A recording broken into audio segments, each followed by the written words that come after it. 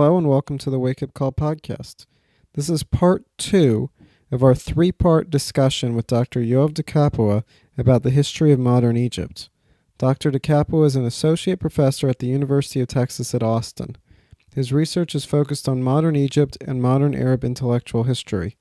For more information, please see the show notes page for this episode at wakeupcallpodcast.com/modern-Egypt-2.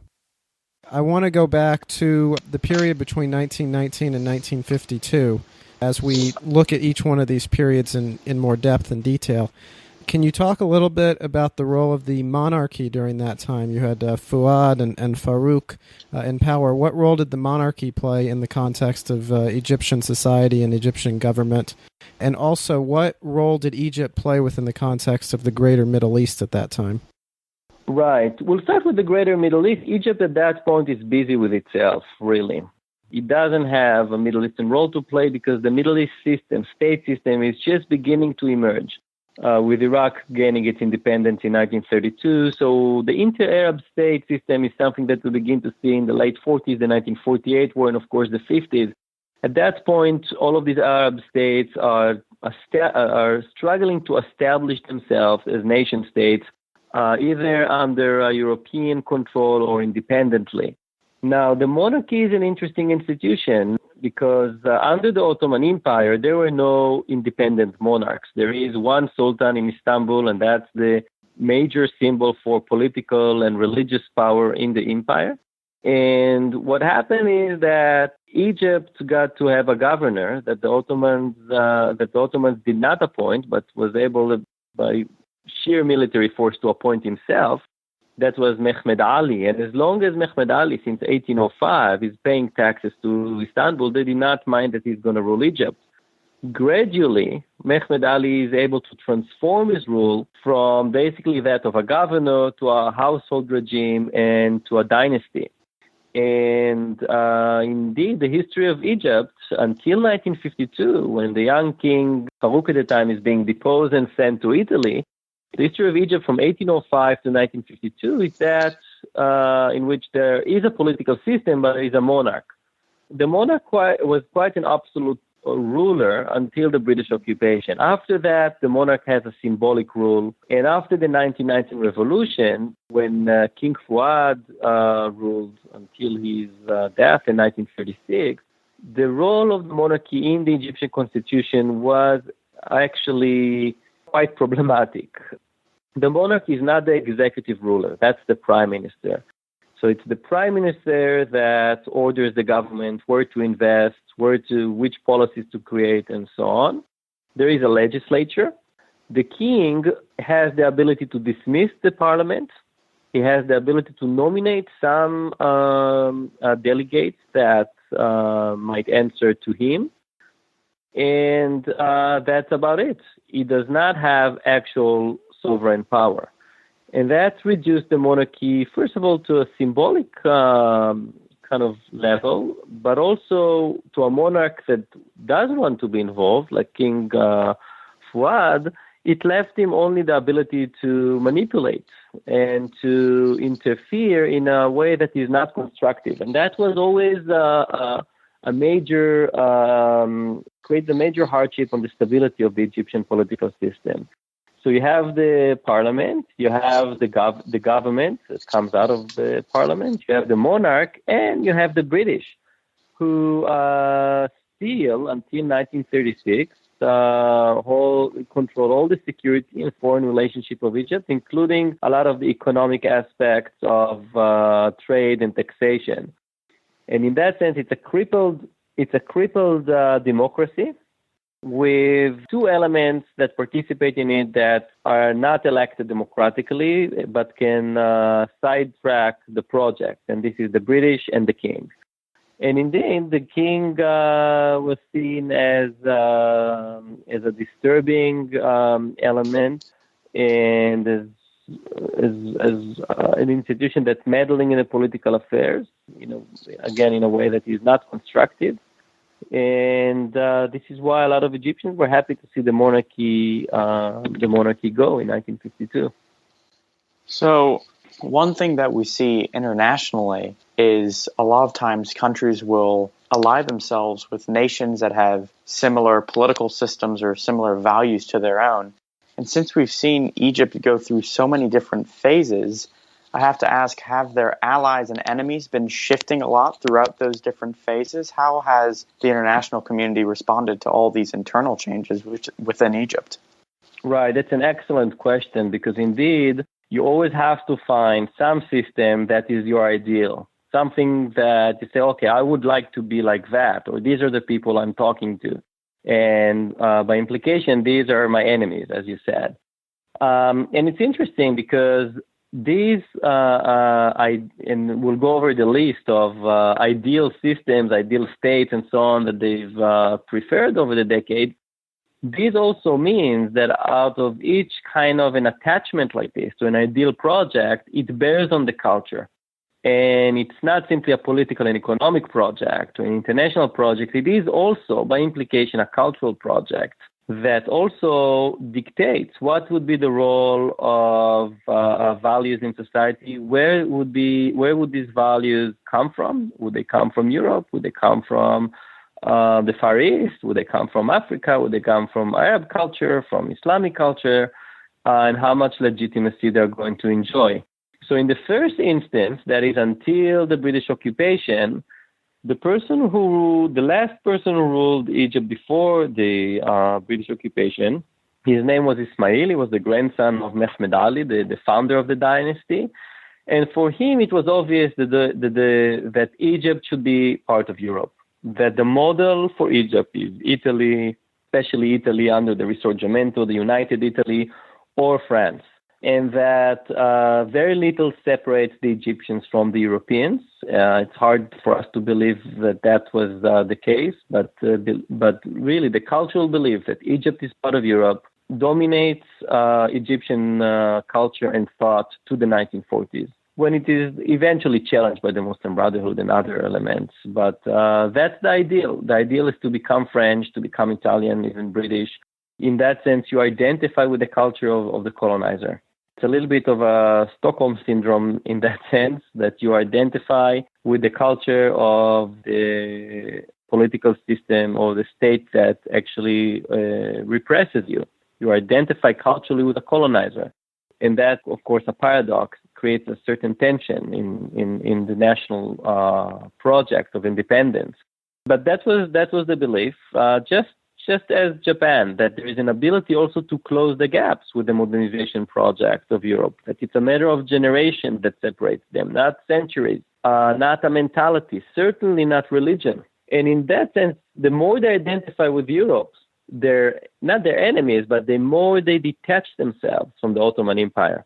All of a sudden, they look at the Ottoman Empire and they say, well, this is a retarded empire. They begin to talk about the Ottoman Empire in European terms, as a sick man on the Bosphorus Straits, as a gunpowder empire that could not adapt to the nation-state model, that could not adapt for the 20th century.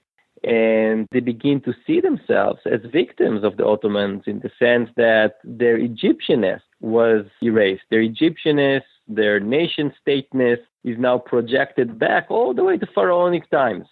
And all the Islamic period from the 7th, 8th century onward is completely forgotten. And they're reinventing this identity, let's call it the pharaonic identity. And the idea is to become European, and in the same way in which the British, the Italian, the French were always able to identify with the Roman Empire or with Greek values as where they would find the ethical, at least, origin of their democratic rules. The Egyptians are projecting their past way into pharaonic times and to being the mother civilization, basically a leading civilization of ancient times. Of course, what does it mean to say that you are predicating your values on pharaonic times when the hieroglyphics has just been deciphered and it's unclear what kind of cultural continuation really exists besides a symbolic identification? So that's a major question. But nonetheless, the identity is a pharaonic one, is a secular one, it's a pro-European one. Later, even during the liberal experiment, especially in the 1930s, this is being called into question. and more indigenous, more local cultural elements begin to make a comeback, and especially the Arab one and the Islamic one. Now, Egyptians did not identify themselves as Arabs until the 40s. They were Egyptians. Begins to shift. Now, you have to remember there are thousands of active intellectuals, hundreds of newspapers. This is a big market for what we call print capitalism. This is the capital of Arab thought more generally, of modern Arab culture. This is the place where the modern Arab culture, known as the Renaissance or the Nahda, the cultural project of modernizing Arab culture, including script itself, including language, very radical reform. All of this is projecting from Egypt outward. But people are asking, okay, what about Islamic history? What about our values? What about religion? And what about the fact that we are actually Arabs and do have meaningful connection to other Arabs in the country? So this is the beginning of a conversation that started in the 30s, and it completely replaces this pharaonic orientation that was seen as elitist and most problematically identified itself completely with European powers, with the Arab and Islamic orientation trying to find local sources that can serve as cultural building blocks for independence, for a new nation-state system. The 50s were, out of the 50s, the Islamic part of culture was marginalized when the Muslim Brotherhood made too much of it and tried to assassinate Gamal Abdel Nasser. Until that point, they were kind of allies. And that set the stage for the formulation of an Arab identity, a Pan-Arab identity in which Egypt is at the forefront of an Arab effort, an historic Arab effort that also is being read way into the past now, to unite the Arab world to create a big imperial sphere from the Atlantic, from Morocco to the Persian Gulf, to Kuwait. And this form of culture also identifies values and models for how the political community should be organized, not in the Islamic past, but in a modern system of thought, whether it's Marxism, whether it's classic socialism, and even other democratic practices. So this is completely contemporary. And as part of this new orientation, as part of becoming a classic third world regime, the enemies are no longer simply Europe, which doesn't play any active role in the regions. In its basically defeat in the 1956 war. It's an episode we might want to talk about, a symbolic moment, very important in world history. And their new enemy is first the Americans, imperialism, the global north as opposed to the global south. The language is that of Vietnam or Che Guevara. That's the imagination. The ideal is to create socialist, egalitarian societies, precisely what the European left fails to do in Europe. And of course, the new enemies are the Israelis, Zionism, which seem to be as a competing project, also identify itself as egalitarian, socialist, revolutionary. So they're also competing basically with the Arab world over access to newly liberated states in Africa, for example. And given the persistence of the Palestinian refugee problem since 1948, about 750,000 of them, it was up to Gamal Abdel Nasser to unite the Arab world and rehabilitate the Palestinians. So Israel becomes the focal point of resistance in the region. And not only Israel was the enemy, all the monarchies, the Saudis, the Kuwaitis, all those who aligned themselves with the U.S., enjoyed the big money of petroleum, and created regimes that are not revolutionary, not socialist, not third worldist in that sense, but basically some hybrid old monarchic system with that accommodates imperialism in the region. We have a situation that is a reality that is being called in the region an Arab Cold War, in which Egypt is against these monarchies, and that creates a friction in the region. In the next phase, the 70s and 80s and so on, you don't have,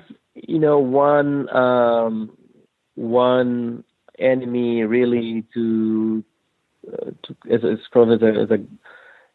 a battle cry or as a rallying point for the political community, because mostly, especially under Mubarak, the state rules and the president rules with actually zero imagination.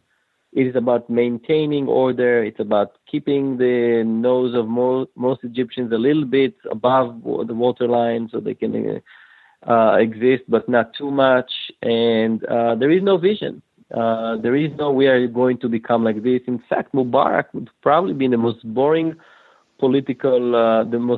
ruler in the history of modern Egypt.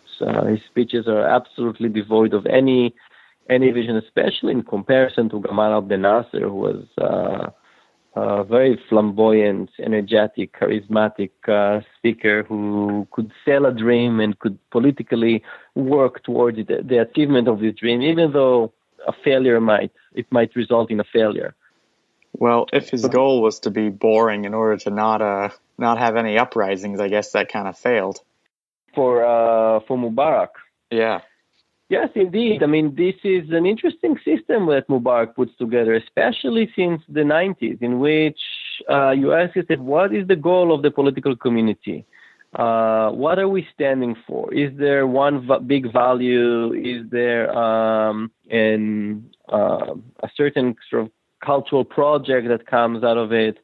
And the only thing that the regime says again and again, if we're not going to be here, it's going to get worse. It's a negative image, and people have a hard time to believe in a negative image, because a negative image doesn't have an ethical, moral structure that comes with it, that makes people feel that they are belonging to something and that they are sacrificing on behalf of an ideal. And in that sense, the Egyptian political community under the last 3 decades is one that doesn't have strong bond of solidarity at all. And you could see it in the fact that 10% of the Egyptian population is Copt, it's basically Christian population, and there's growing friction between these communities, especially since the 1990s, when the Copts adopted the language of human rights, international human rights, in order to protect themselves and carve for themselves a safe political space within Egypt. So in a way, with the negative Egypt of the Mubarak regime, we can talk about the slow integration or unraveling of bonds of solidarity within the political community. Well, I want to go back to the Nasser era for a moment first. Right. A couple of things that we've sort of touched on but haven't gone into a lot of details on are the 1956 crisis over the Suez Canal, and then Pan-Arabism during his regime, in particular the formation and then dissolution of the United Arab Republic. So can you talk a little bit about the 1956 Suez Crisis and the United Arab Republic and how those events fit into the larger context of Nasser's legacy? Sure. Basically, if we look at the system that emerges under Gamal Abdel Nasser, which we call Nasserism, and it began to be called Nasserism exactly after the 1956 war, we can divide Nasserism into 2 periods. The period that begins with his rule and climax with the creation of the United Arab Republic, the first step to unite bits and pieces of the Arab world into one political system, specifically the unification of Egypt and Syria in 1958. And the second part, everything that happens after 1962, which is the dissolution, the collapse of the unification with Syria. From 62 onwards, there's a history of setbacks. So there is the collapse of the Union, there is the civil war in Yemen, in which the Egyptians are participating tantamount to their Vietnam, basically. And then obviously the 67 war with Israel that terminated the project. So the first part of Nasser's rule is a series of magnificent achievements that are not simply Egyptian achievements. There are international achievements, there are specifically third world achievements, by virtue of the political agenda that the regime was putting forward and the ability to be successful in meeting its political goals. So the 56 war, within this first phase of the Nasserist regime stands out as a military episode that basically terminated and brought to an end the colonial practice of gunboat diplomacy, something that we know since the Opium Wars in China, in which basically if the British or the French don't get what they need, they send their navy, bombard a weak nation to submission and get their way. So what happened in 1956 is very interesting. The story in the 1950s and 60s during the Cold War for all newly decolonized states is very simple. How can we modernize? How can we develop? Because development, industrialization, was seen as a vehicle for meeting the goals with which we opened this conversation. Political dignity, development, social justice, freedoms, equality, these are the goals. If you industrialize, you can create an economy that creates wealth, that can distribute equally to all citizens. It will always create industrialization more wealth than an agrarian economy that simply exports cotton and imports the machines, imports the technology. But an industrialized country that can manufacture its own technology can address these post-colonial goals successfully. So Nasser wants to industrialize, hopelessly wants to do so. And in order to industrialize in a country when there is no oil, when there is no coal, when there is no gas, you need a cheap source of energy. And that cheap source of energy was determined to be hydroelectric power. And Nasser wants to dam the Nile River and build a huge hydroelectric plant on the Nile in the southern point of Aswan, the city of Aswan. And that would allow him to electrify Egypt, so to speak, to bring cheap energy everywhere as a basis for an effort for industrialization. And that's a classic third world project. You can think about such projects that are happening everywhere around the world. It's the belief in high modernization, in modernization theory. Not very different than the Tennessee Valley Administration, the Hoover Dam, and again, countless of projects that are happening around the world. The problem is that Egypt cannot build a dam. The belt is a major engineering feat to build. There's no know-how, engineering, and so on, and also no money for that. So in order to build a dam, they need to borrow money. Normally, in the 50s, you borrow money from the World Bank, from the International Monetary Fund, or from American creditors. The economic system in the 50s is totally controlled in the West by the Americans. That's one of the points of financial hegemony achieved after the Second World War with the Bretton Woods Agreement. So in order to build the Aswan Dam, the Egyptians need the Americans. The Americans are willing to finance the dam, but they ask that Egypt would sign a military treaty, basically enter into a military alliance against the Soviets. The Egyptians refuse to do so because they believe in non-alignment. They believe in a third way, an independent third world track, which would avoid the Cold War. Because of that, the Americans are reluctant to finance the dam. The only alternative to that, Nasser concludes, against the advising of all of his, against the opinion of all of his advisors, is to nationalize the Suez Canal. Because if you nationalize the Suez Canal, it's a major source of income. The Suez Canal is controlled mostly by the British, the French. Egyptians get very little money out of it. If you control the Suez Canal, you get a major source of revenue. And with this money, you hopefully can finance the dam. The nationalization of the Suez Canal is not very different than the nationalization of oil in Venezuela or oil in Iran. This is a moment in which third world regimes begin to appropriate, to nationalize natural resources and move them from the control of the foreign powers that develop them and tightly control them. The British response to the nationalization of the Suez Canal, which was really a dramatic moment. No one would have believed that Nasser would dare to do so.